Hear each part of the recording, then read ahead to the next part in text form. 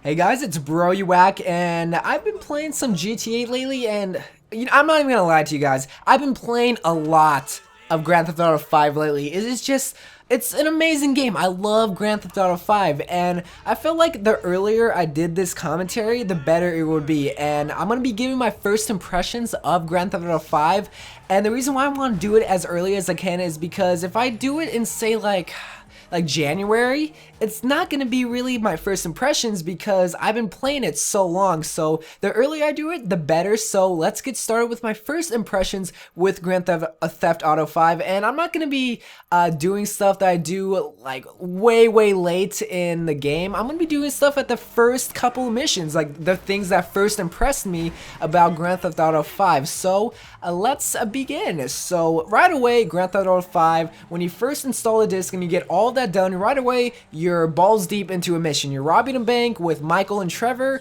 and it's in this Frost City, and you're just in mayhem right now. Obviously, you're robbing a bank, and then you're putting hostiles in like a closet or something, and then you got to get out of there. Well, they're giving you tips. Rockstar is giving you tips, but what they're doing is not, holding your hand, walking you. They're actually saying, all right, we're gonna give you some tips on the way, but overall, you're on your own, buddy. Hopefully you know what to do. So they kind of assume that you know what you were doing. This really does benefit veterans that play Grand Theft Auto 5. No, wait, that play Grand Theft Auto just in general, or new people that play Grand Theft Auto, or people that are kind of, they know what they're doing with Grand Theft Auto, which is me. I started with Grand Theft Auto 4 and kind of San Andreas, so I kind of knew what to do already, but someone who's new to GTA, they'll know what to do, but then they'll get used to it more if they're just not, baby walked by Rockstar. So right away they teach you mechanics like how to walk, how to shoot your gun, how to aim down sights,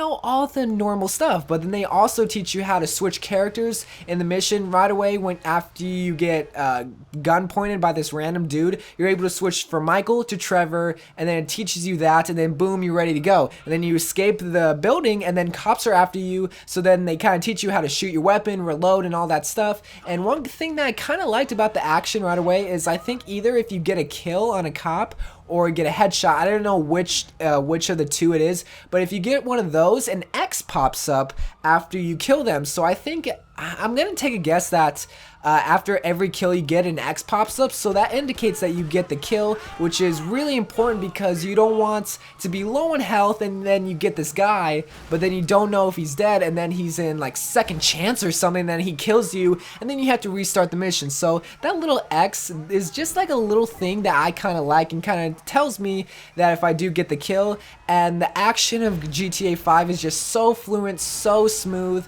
Grand Theft Auto 4 action was kind of muddy somewhat, and what I mean by muddy was it was alright, but it was no near perfection. And Grand Theft Auto 5 is just so fluent, so smooth. You're able to pop from person to person so much more fluently. You're not automatically like, boom, you're at one person, you're going to stay at one person, if you guys know what I mean. So the action is really fluent, really awesome. The X is really just a little helpful hint. And then what else? So then after you kill the cops, you're running away, and then you get in a car. And then that's where it teaches you how to drive. And like Grand Theft Auto 4, the driving was kind of muddy, so in Grand Theft Auto 5 it was way improved, vastly improved, especially in like trafficated areas, but I'll get to trafficated driving later. At the beginning mission, you're just driving on like this ice pathway, so there's not much pedestrians, but you're able to drive, and the GPS is well improved. It's not just a flat, how do I describe it, a traditional GTA map. It's not flat, it's actually somewhat, I don't know how to describe it, like not 360 like all around, but it's definitely not flat. It shows you what's up ahead. I just don't know what the word for it is. I don't know, not perpendicular, that's not it, but you guys know what I mean. You just have to look at the GPS and you know what I mean. So it's way more fluent, way more improved on than in Grand Theft Auto 4. And then what else? So that's the first mission, and then that's Trevor and Michael, and then it goes to the cutscene, and then you're finally introduced to Franklin, which is the third protagonist of GTA 5, and I think Franklin is one of my favorite characters. He's just so funny. He's just so gangster hood. What up, West Side? Sorry about that. Sorry about that. But then that introduced you to more trafficated driving, which I mentioned at the beginning of the video.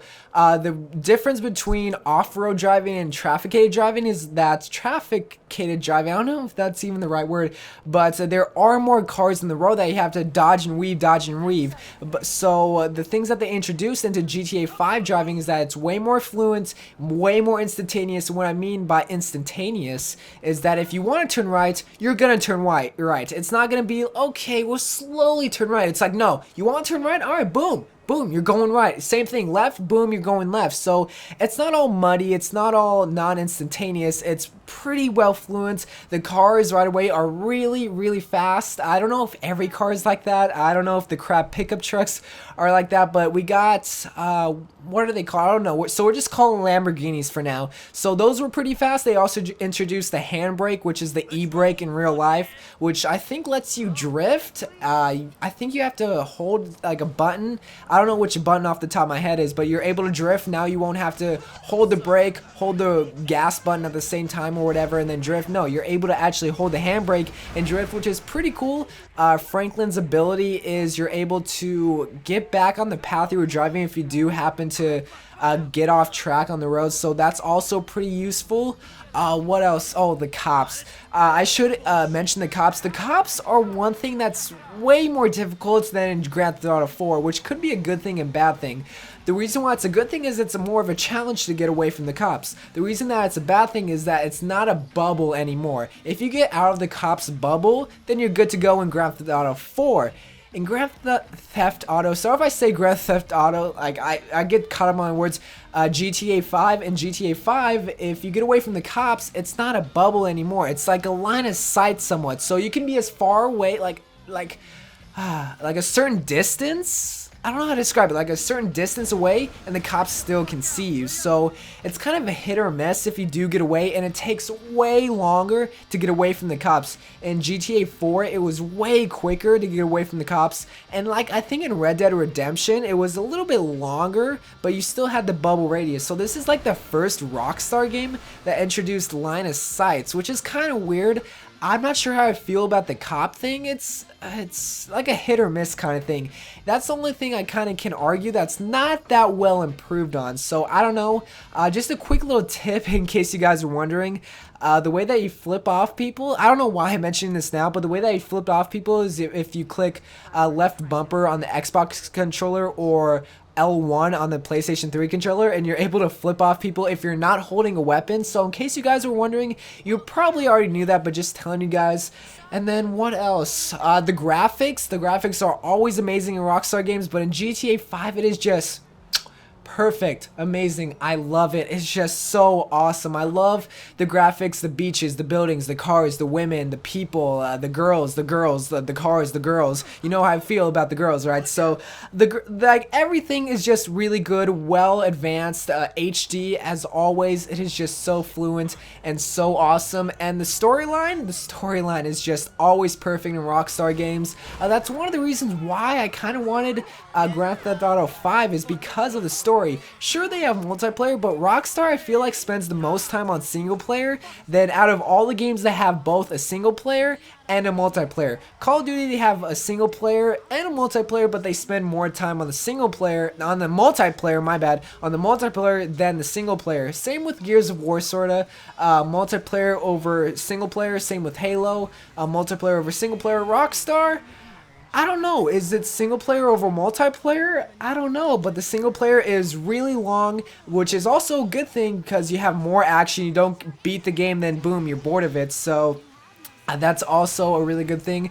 And then there's little silly gimmicks here and there about tennis, golf, customization, stuff like that. So silly little things that could also be fun if you're into that kind of stuff.